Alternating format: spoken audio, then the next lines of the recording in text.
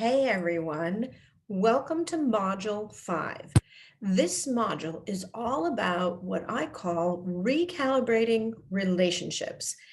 Imagine, if you will, that whenever you are faced with difficult decisions on what to say or how to say it, and what someone means to you, you know the exact right decision on what to say and how to say it and what people represent and the energy they bring to you, you bring to them, and that you're not hanging out with what we call the energy suckers. So, when you've got big, high stakes decisions to make, it's super important, like I would say imperative, to surround yourself by the people who are going to either support you or remain neutral and encourage you to achieve the goals that you want to achieve in your life. And if you find that people keep getting in your way or holding you back or holding you down or causing you incredible strife, then that's when it's time to consider recalibrating relationships. So, are you ready to get an idea on how to do this? It is a super ninja skill that will ensure that you have the right people in your circle of trust and that you have everyone else around you who will support you all along your journey to your dream come true. Here we go. I'm going to share my screen with you, and we are going to talk about recalibrating relationships from this slide. Here we go. All right. So when I say recalibrating relationships, there are several aspects of this. Of course, you're going to recalibrate the relationship with yourself, because as you gain incredible clarity on who you are in the world and who you are to other people, your community, your family, your friends, your employer, your peers, and who you are with yourself. As you understand where you fit in the world and the roles you hold, you're going to get even more clarity on who you would like to become. And with that, it's vital to know yourself well enough that your inner voice becomes your trusted guide. So, when you know who you are, you know the capacity of who you can become. It's important also to realize that this inner voice inside of you, you don't want to let it cage you in. And it is natural for our brains to say, just do what you did before. You were safe and you remained alive. And if you just do what you did yesterday, you don't have to worry about all that other stuff.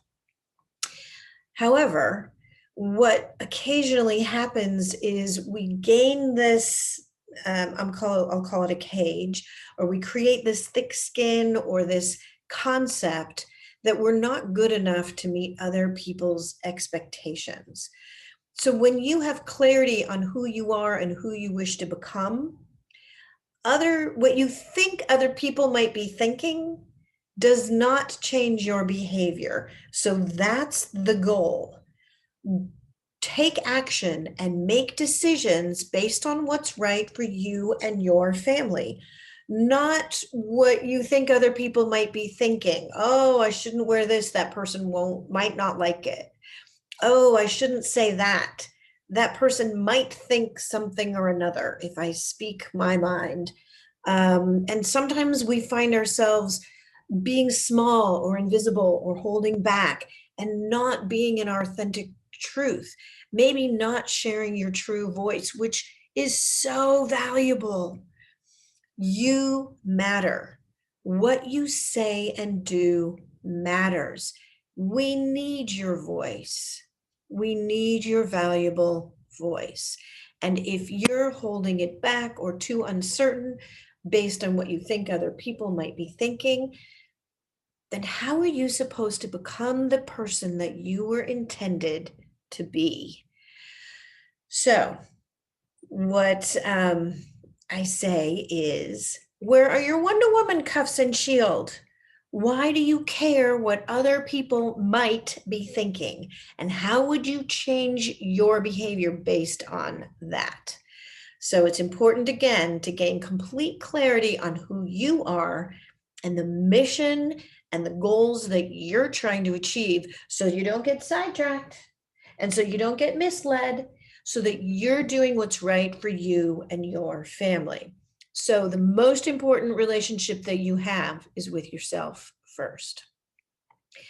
Now we can move on to the relationships that you have with other people. And you really don't need other people's drama.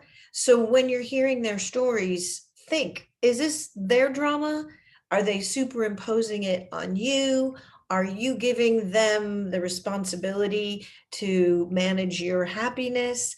What is really going on in this relationship? And then you could ask yourself, should I stay or should I go? When you change, other people change. And here's the thing, we change throughout our lives. We go through developmental growth changes, we change communities, we change who we are in our families, we invite people in to be partners, we change those relationships to be individuals. We might invite family members in, either related by love, related by blood, or related through us. And all of these things are role changes. And I think it's important. I've got an exercise that you should have seen already, and that is how to step into your future identity. And this is what we've got here. And essentially, you can do this exercise. You may have done it already, but you might want to do it again, because what has changed since you did it last? How do you step into your future identity? First, you need to know who you need to be, who you are now, or who you used to be, who you are now, and who you wish to become. And when you get clarity on all of that, it could be that you were a sister or a brother, maybe you were a daughter or a son.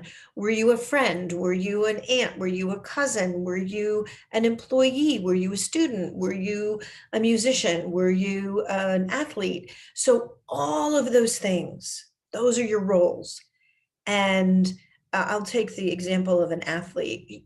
There might be a pro athlete who has an injury, and they are going through an identity change. So we have to walk through with them and make sure that they know what their value add is and who they are now. Will they recover? Will they be somebody who is stronger than the injury? Those are the kinds of things that the value of this identity exercise is all about. Here's what you need to know. When you change, people will change around you, and it is your responsibility to set the tone for how people respond to you. I'm gonna sneeze, excuse me. Excuse me. So I'm gonna do it again. Oh my goodness.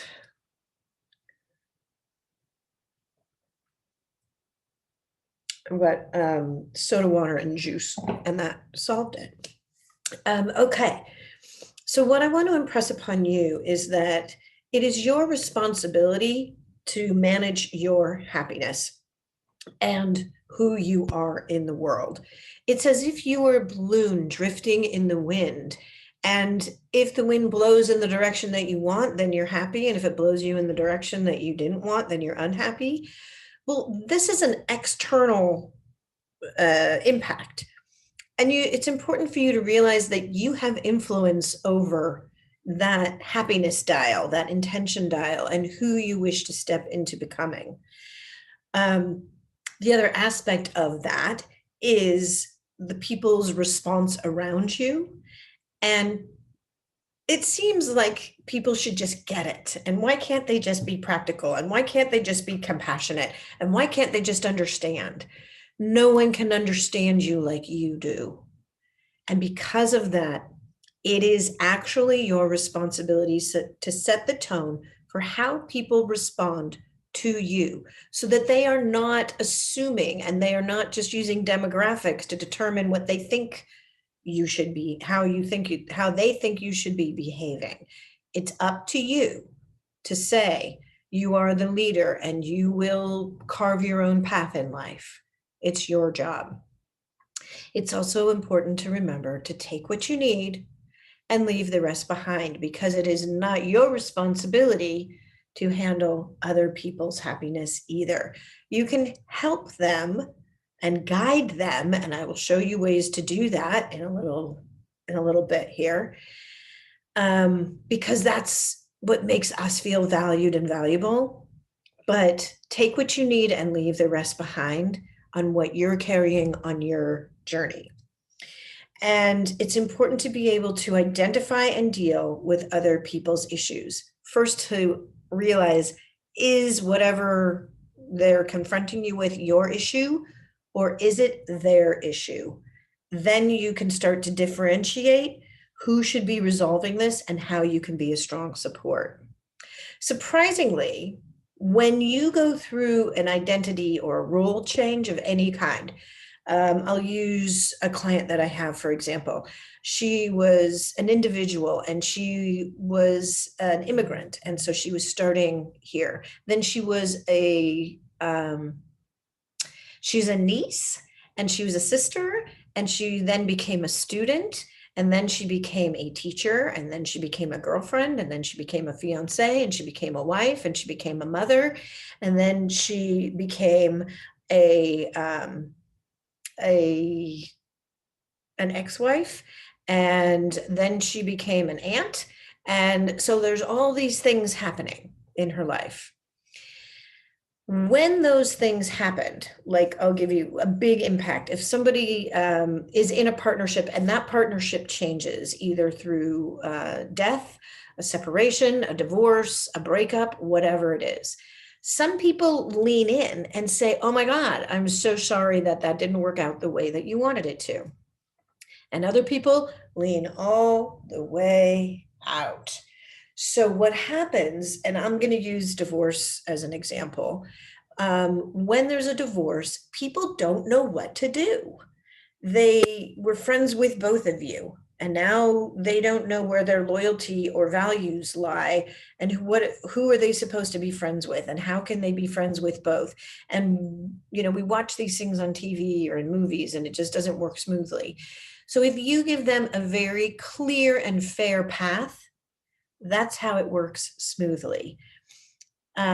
People have unreasonable expectations. I've got a client who is a widow, and she has been left in a situation where she was a full-time parent, and her late husband had a business, and he was the primary breadwinner, but he passed away. So now she needs to be the full-time parent and primary breadwinner. And it's kind of unreasonable that suddenly you thought you were busy doing one job and now you're doing both, being the full-time parent and the breadwinner and building a business of her own. It's a huge responsibility. And sometimes people don't think about, how that is supposed to work for you. It's up to you to figure out how to make the right things work without becoming overwhelmed, and still understanding that you're one person who can project manage and prioritize what actually needs to happen. And then be a little compassionate with yourself, realizing you're not two people. You are one person, and you can do an incredible amount as one person. The other thing that gets lost along the way is witnesses to your life. When we're recalibrating relationships, I talk about your best friend in third grade, and you didn't think that you could ever live without this person. Sometimes you spent 24 hours a day because you'd have a slumber party, or you'd be there at school with each other, and you were always there, and it was like you had one mind. Now, is that person still as important to you on what I call the relationship spiral? And maybe that person is, but maybe you just naturally grew in different directions. There is nothing wrong with that. In fact, if you ran into one another, I imagine you would have incredible stories to share because you've been witnesses to one another's lives. And if at this point your history is enough to bring you closer and you want to move forward together and bring that person back into your life, so closer in on your relationship spiral, then that's amazing. But if not, acknowledge that that relationship was beautiful for exactly as it was. You don't owe them anything. They don't owe you anything. There was no ill will. There was no harm. All compassion all along the way. Amazing to share that life experience together.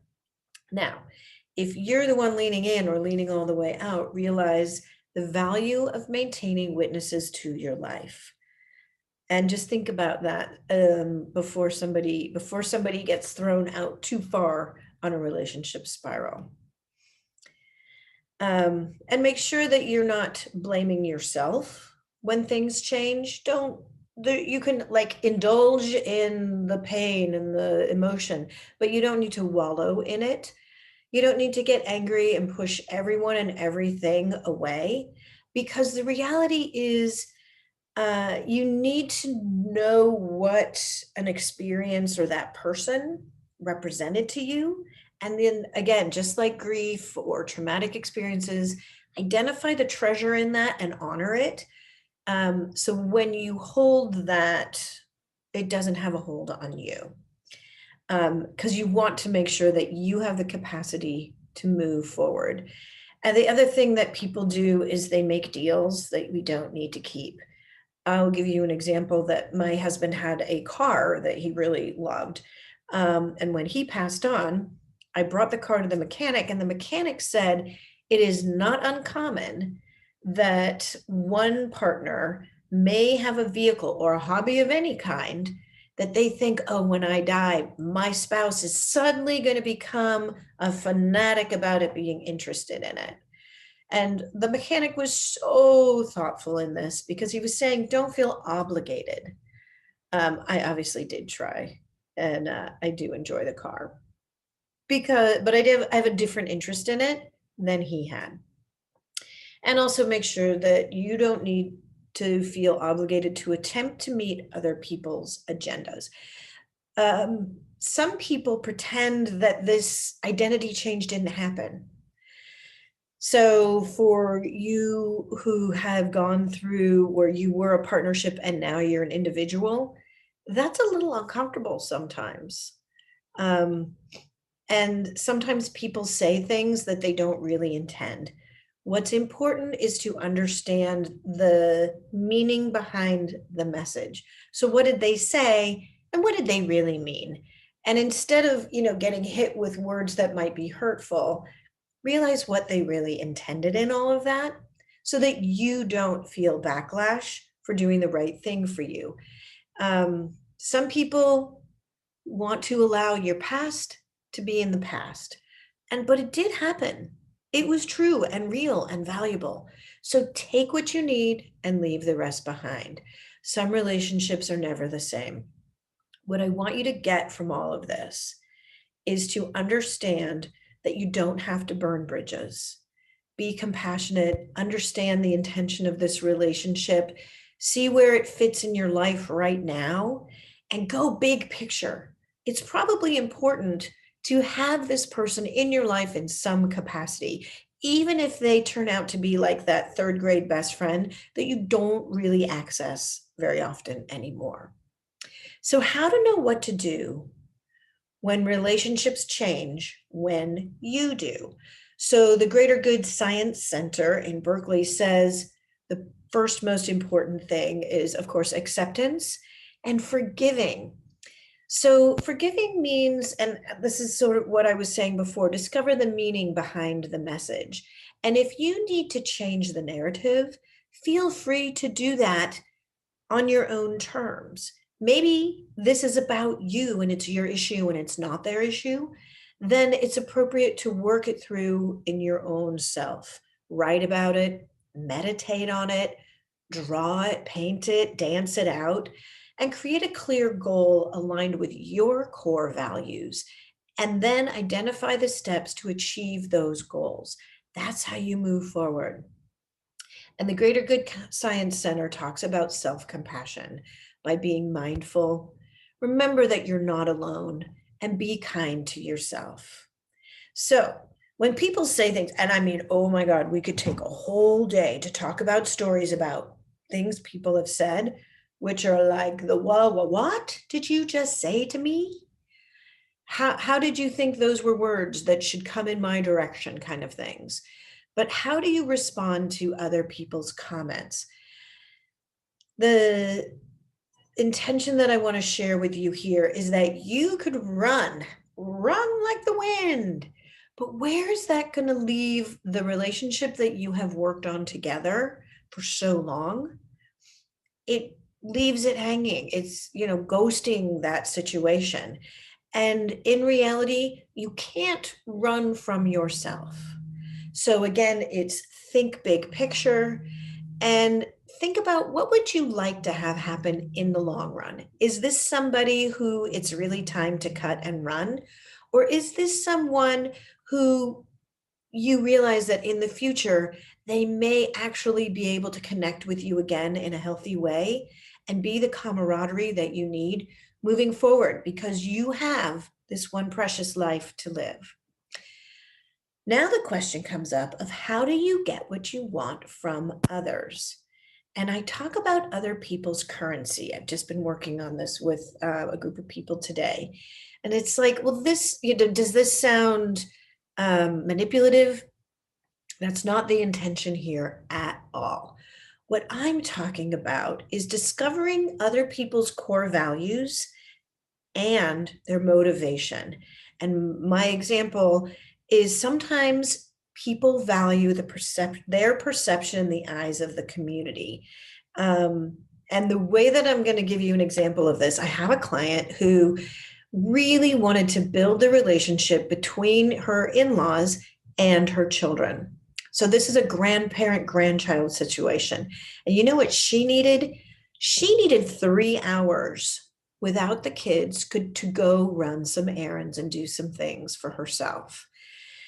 And what she did, we worked together to discover how could she create a situation for the grandparents and the grandchildren to spend some quality time together and create the moments of truth.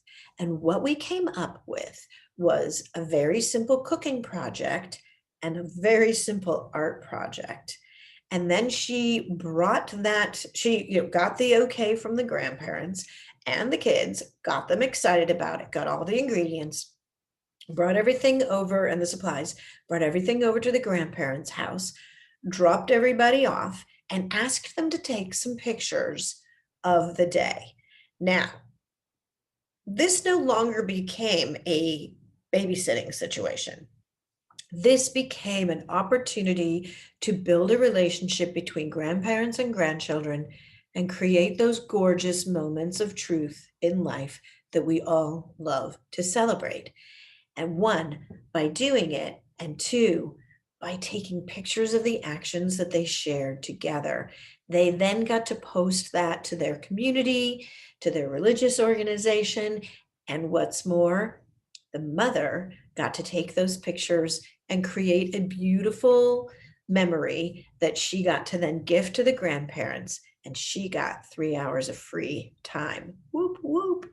Everyone was happy. A win-win-win situation. Okay, so here's some things to look out for, pitfalls and obstacles. You think you've got life figured out, and then suddenly landscape is scorched. You are starting fresh on things. You don't want yourself or your kids or your loved ones to get involved in risky and dangerous behaviors. And what happens here is we start to isolate and we start to feel overwhelmed and we start to think nobody's going through this but me. And then you lose perspective and our little brains spiral us into a situation where we become an easy target.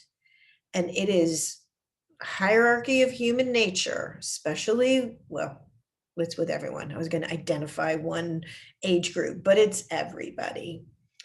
It's an animal instinct.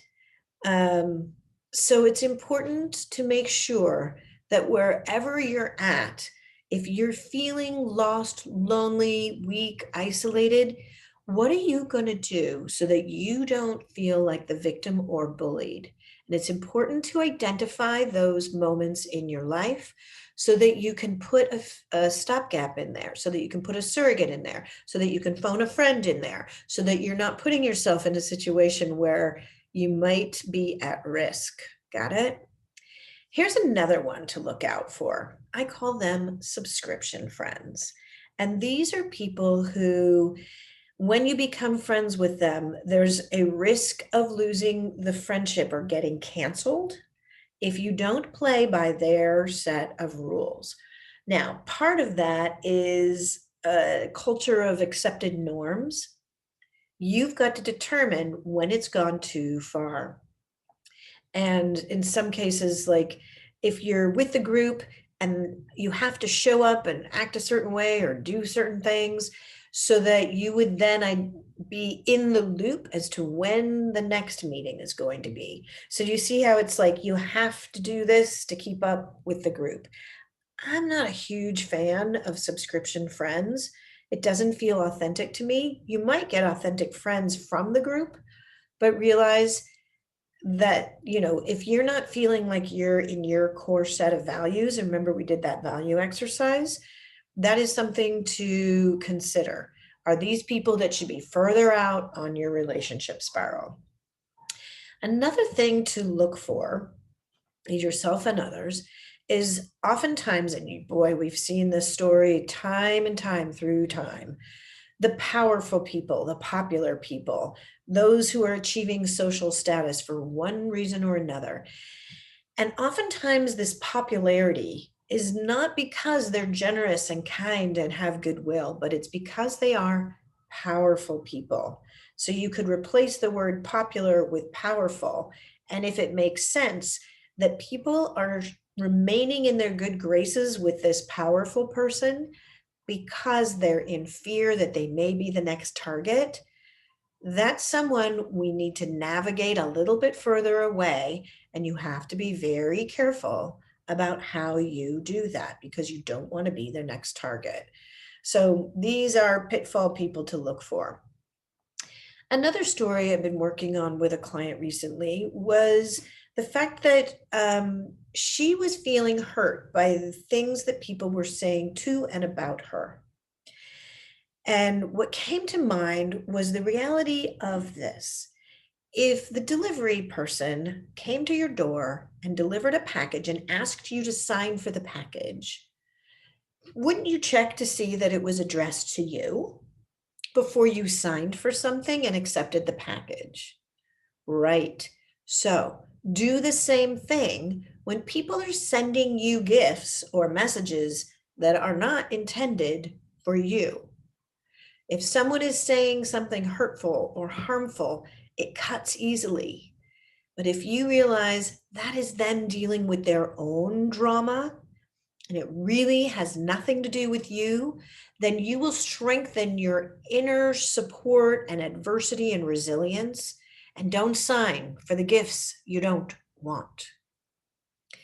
The other piece that I think is important to remember, especially in this virtual day and age, is to remember about online safety. Only put out into the world the appropriate amount of personal identifying information. Don't give more than what you need to give. And make sure you know who the people are who you're speaking with, because it's super simple in this day and age for somebody to represent themselves in such a way that they aren't who they actually are. Part of that is sometimes people put an avatar or pictures of who they would like to be perceived to be, but it's not who they actually are. Again, don't sign for the packages from those people because they aren't being in their own footprints, I'll call it. They're not being their authentic self. And you know that the more clarity you get on the relationship that you have with yourself, the easier it will be to identify people who don't have complete clarity on who they are with themselves. So, if it's appropriate to help them, you can help them in a polite way. If not, stay on your true path. And that's the most important thing you need to know about your relationship with yourself and your relationship with others. Stay tuned for the next portion of this module, and we'll talk about recalibrating relationships.